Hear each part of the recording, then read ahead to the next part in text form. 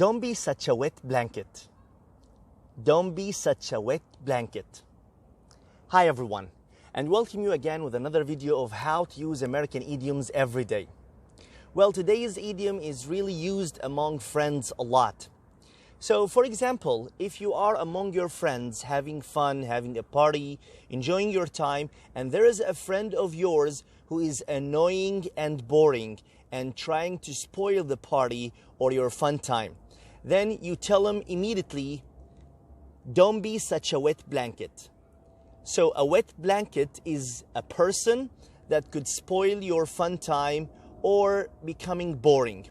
Now we can use it also to talk about a condition or a weather.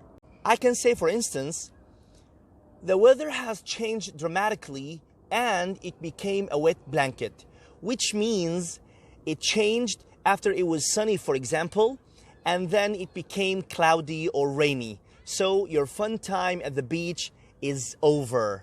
If you like today's idiom, then use it among your friends and subscribe to my channel for more videos.